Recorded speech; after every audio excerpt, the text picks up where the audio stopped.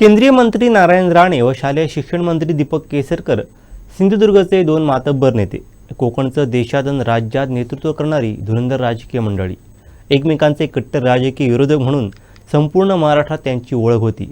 आज या दोन्ही नेत्यांची झालेली भेट कोकणवासियांसाठी विशेष होती. तब्बल एका दशकानंतर केसरकरांनी राणेंच्या ओम गणेश बंगल्यावरती जाऊन त्यांची भेट घेतली. ही भेट महत्त्वपूर्ण मानली जाते. राज्यातील राजकीय बदलानंतर हे दोन नेते एकत्र आल्यानं नांदा सौख्यबरे अशी भावना सिंधुदुर्गवासीय व्यक्त करत असून नव्या राजकीय इनिंगचा हा श्रीगणेशा मानला जात आहे. सुरुवातीच्या काळात एकत्र असणारे नेते राजकारणाच्या एका टप्प्यावरती एकमेकांच्या विरोधात होते. आजच्या भेटीनंतर कोणाला पटेल न पटेल, पण 2014च्या निवडणुकीपूर्वी केसरकर आणि राणे यांच्यात प्रचंड वाद निर्माण झाला होता. राजकीय दहशतवादाचा मुद्दा पुढे करत केसरकरांनी राणेंविरुद्ध संघर्ष केला होता. उद्धव ठाकरेंचं मन जिंकत शिवसेनेत प्रवेश केल्यानंतर राणेंच्या पराभवासाठी केसरकर अग्रस्थानी येऊन काम करत होते. पहिल्यांदा लोकसभेत, त्यानंतर विधानसभेत राणेंना त्याचा फटकाही बसला.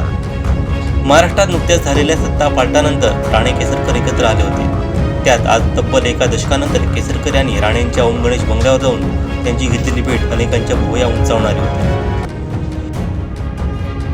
राजकीय संघर्ष एखाद्या विषयावर नसेल, वैयक्तिक केसरकर राणे असा संघर्ष आम्ही कधी केला नाही. एखादं काम जिल्ह्यातलं होण्याच्या दृष्टीने आम्ही संघर्ष, वेगवेगळे पक्ष असल्यामुळे तो फक्त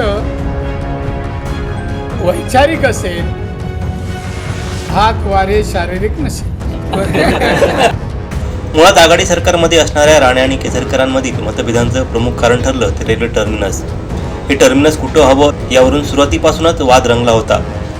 टर्मिनस मोटराईत व्हावं यासाठी राणे आग्रही होते, तर सावंतवाडी माळगाव स्थानकासाठी केसरकर अडून बसले होते. दोन राजकीय नेत्यांच्या चढाओढीच्या राजकारणात हा वाद चांगलाच रंगला होता. त्यातच 2014ला देशात आणि राज्यात भाजपा शिवसेनेची सत्ता आली. यावेळी काँग्रेसमध्ये असणाऱ्या नारायण राणेंना बाजूला ठेवून सावंतवाडी टर्मिनसचा भूमिपूजन सोहळा पार पडला गेला. तत्कालीन रेल्वे मंत्री सुरेश प्रभू व मुख्यमंत्री देवेंद्र फडणवीस हे या सोहळ्यात उपस्थित होते. परंतु 9 वर्ष होऊन देखील सावंतवाडी टर्मिनसचं काम पूर्णत्वास आलं नाही. एवढंच नाही तर आता हक्काच्या रेल्वेला थांबा मिळावा म्हणून सावंतवाडीकरांवरती संघर्ष करण्याची वेळ आली. कालच रविवारी या संदर्भात सावंतवाडीत झालेल्या बैठकीत सावंतवाडी रेल्वे टर्मिनस कृती समिती व प्रवासी संघटनेची स्थापना करण्यात आली. त्याआधी माजी आमदार दयानंद मटकर यांच्या नेतृत्वाखाली दीपक केसरकर यांनी देखील रेल्वे टर्मिनससाठी लढा उभारला होता. त्यामुळे सत्तेत आल्यानंतर केसरकर गप्प का असा सवाल त्यांना समितीनं केला होता. याच पार्श्वभूमीवरती राणे आणि केसरकरांची झालेली ही भेट महत्त्वपूर्ण मानली जात आहे.